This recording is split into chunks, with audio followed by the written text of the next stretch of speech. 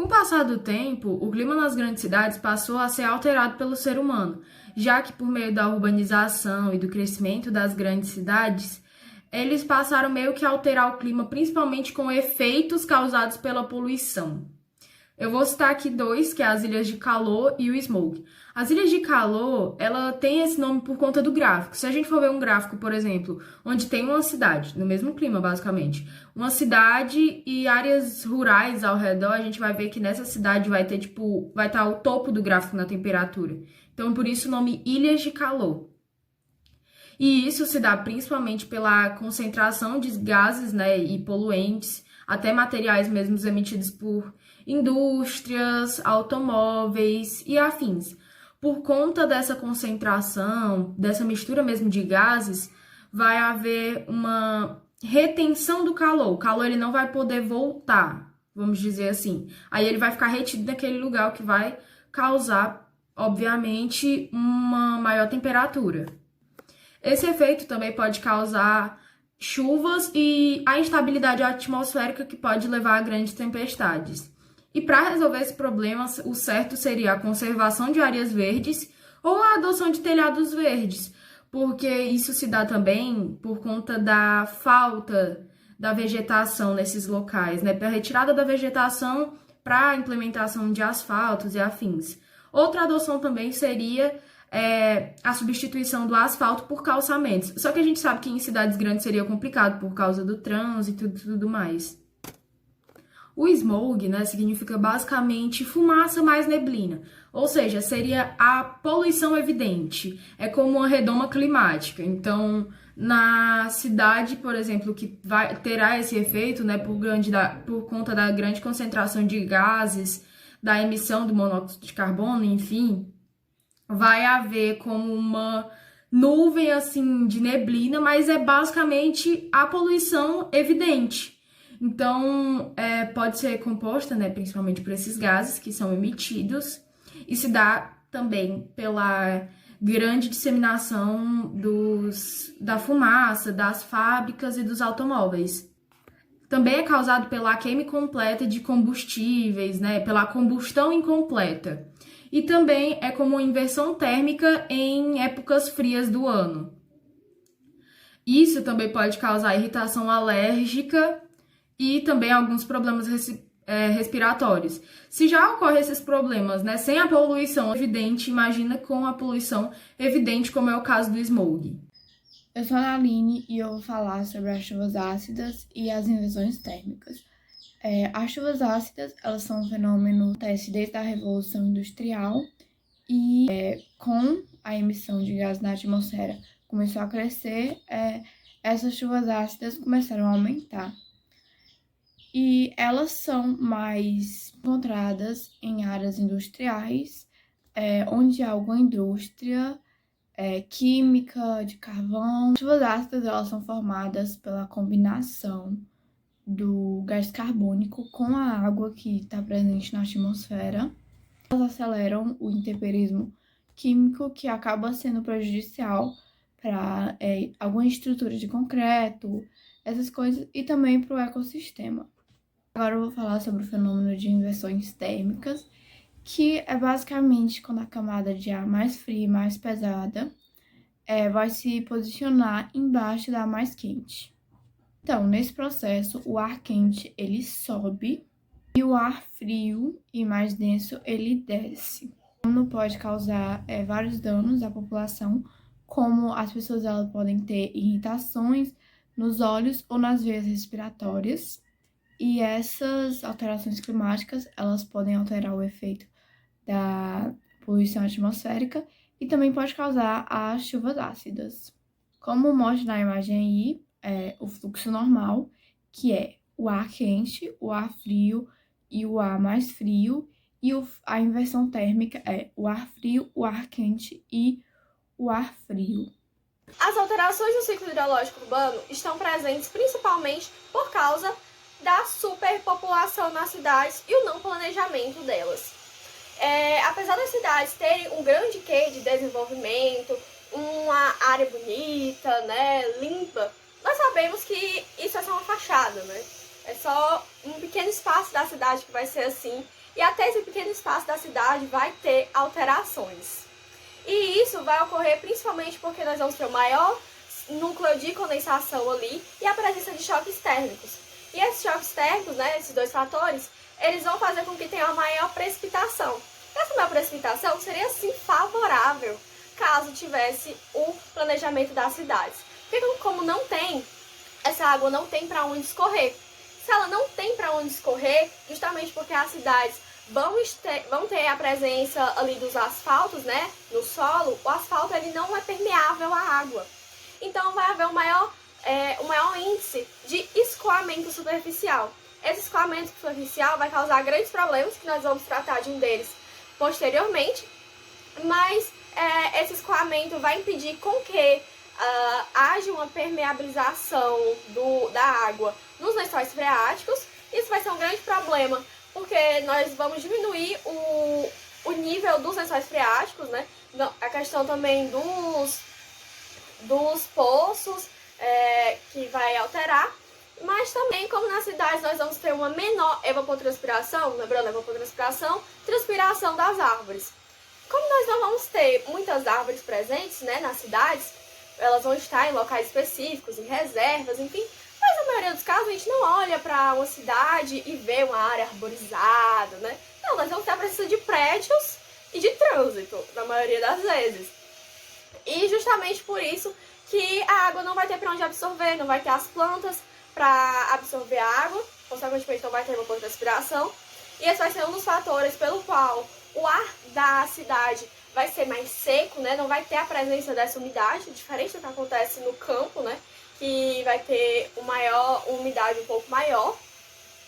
E esse escoamento vai gerar problemas no sentido das enchentes. As enchentes, elas vão ser um problema porque nas cidades, como elas não vão ter planejamento, nós vamos ter muito lixo espalhado nela. Além disso, né, como eu disse anteriormente, vai ter a presença do asfalto. A presença do asfalto, ele não é permeável à água. Então, para onde é que essa água vai? E se os bueiros estão entupidos? Não tem para onde ela ir, ela vai permanecer ali, ela vai se acumular em regiões e que vai fazer com que provoque as enchentes.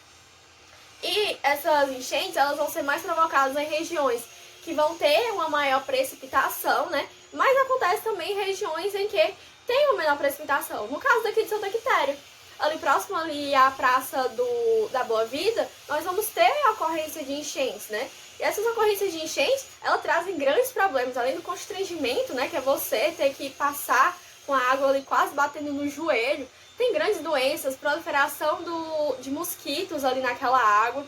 Então é algo que mostra que as cidades ainda precisam muito evoluir, sabe? E como mostra aqui essa imagem, cerca só de 5% da água vai ser absorvida nos lençóis freáticos, 10% que vão conseguir se infiltrar no solo, e esse resto, né, essa quantidade expressiva de água, para onde é que ela vai?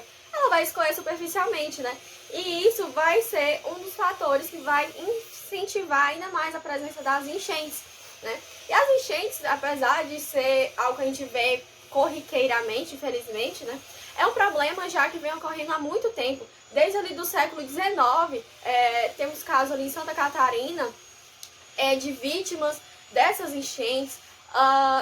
No final ali do século XX, ali na região de Minas Gerais e Espírito Santo, no Vale do Rio Doce, vamos ter uma terrível enchente que deixou quase 50 mil desabrigados, além de mortos, além de todo o constrangimento de perder casas, né, a casa que você construiu sua vida toda, você perder por causa de um não planejamento das cidades, é algo muito triste de se ver.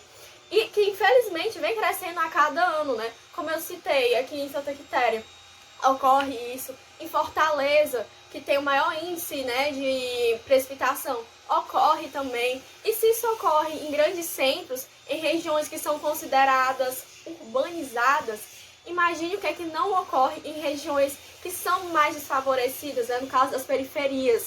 É algo que prejudica muito o desenvolvimento de todo o país. E além de ser um grande constrangimento, né, como eu falei, deixa muitas vítimas, deixa a população, né, sem saber como fazer. E essas enchentes, elas podem ser benéficas, né, ali em questão de áreas de várzea, mas até mesmo em florestas, com um índice, né, de um grande número de chuvas, ela está prejudicando o desenvolvimento das árvores. As enchentes, elas também, além do que eu falei, né, um pouco antes, da questão de proliferar doenças, elas também são grandes causadoras de acidentes no trânsito. Por quê? Porque a água, ela vai impedir com que o motorista tenha uma plena visão da pista, né?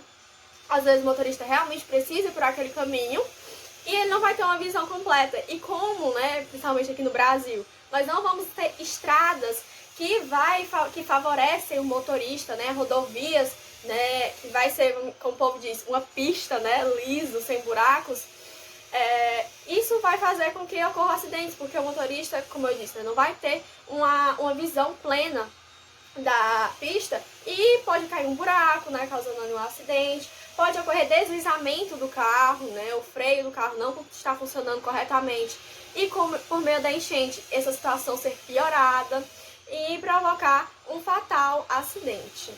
Oi, meu nome é Vitória e eu vou falar sobre a questão do lixo e do saneamento urbano do capítulo 24 de Geografia, tá? Assim, desde muito tempo, um dos maiores desafios da humanidade é a destinação adequada do lixo, né? Porém, devido a uma sociedade cada vez mais consumista e ao aumento expressivo dos resíduos domésticos e industriais, esse problema fica cada vez mais grave, né? E é um problema tão grave em razão do grande volume de lixo produzido diariamente e porque esse processo tem como consequência a liberação de gases que promovem o efeito estufa e a poluição das águas subterrâneas e superficiais, né? E assim, além de afetar principalmente os espaços urbanos, né? Pois é onde vive a maior parte da população, né? E aí tem a questão também da rotina da cultura do descartável, né? Onde surge a obsolescência programada e a percebida, né? Que quando um produto ele vem de fábrica com a predisposição a parar de funcionar após um período específico, né, de uso, geralmente um tempo curto, forçando o consumidor a trocá-lo por ele se tornar obsoleto, aí é a obsolescência programada, né? E quando um produto ou um serviço que funciona perfeitamente passa a ser considerado obsoleto, né, devido ao surgimento de uma nova versão, um estilo diferente, ou com alguma alteração em sua linha de montagem, aí ele é a obsolescência percebida. Por exemplo, produto X lançou, mas aí a mídia ou um grupo te induz a comprar o Y porque tá mais atual e é isso. Atualmente, apesar da maior parte do lixo urbano ser composta por matéria orgânica, há uma grande quantidade de lixos eletrônicos, né? E o descarte incorreto dele é considerado um problema, pois os componentes químicos podem ser prejudiciais ao meio ambiente e à saúde humana, né?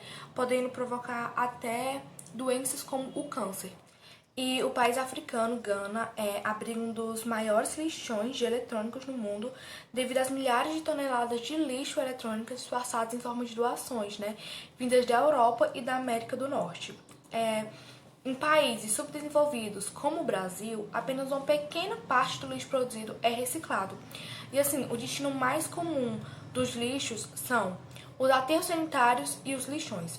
Os aterros sanitários são menos nocivos ao meio ambiente, né, pois são construídos para evitar a contaminação do solo, da água e do ar. Dessa forma, os subprodutos do lixo, como o chorume, aquele líquido composto resultante da decomposição, né, por apodrecimento de matérias orgânicas e gases tóxicos, são retidos e não entram em contato com a natureza. E já os lixos são abandonados a céu aberto, que não fornecem nenhum tratamento adequado para o lixo, ou seja, os resíduos vindo de diversos lugares, como residências, indústrias, hospitais e feiras, são simplesmente jogados, amontoados em grandes depósitos a céu aberto, causando mau cheiro e atraindo animais. E, bom, a reciclagem do lixo, né, é uma política pública e que deveria ser incentivada, pois ajuda a movimentar a economia, né, porque empresas especializadas nesse processo passam a atuar, gerando inclusive mais emprego e renda, também reduz o consumo de energia. Então, assim, o Brasil ele tem grandes desafios a serem enfrentados, né, como a pouca oferta de coleta seletiva pelo país, mesmo que ele se destaque no cenário internacional como um dos maiores recicladores mundiais de latinha de alumínio e garrafas PET, né? E, por fim, tem a questão do saneamento básico, né? A qual milhares de crianças morrem no mundo por doenças associadas a isso e a falta de água potável, né? O IBGE informou que no ano de 2017, que 40% do total de municípios brasileiros não tem serviço de tratamento de esgoto por redes coletoras. E ele também apurou que do total de 5.570 municípios, 2.270, ou 39%, não possui executora do serviço de esgotamento sanitário por rede coletora. E esse número, no entanto, já foi pior, né? Na pesquisa anterior, de 2008, o total de municípios nessa condição era de 2.295. Então foi isso. Muito obrigada.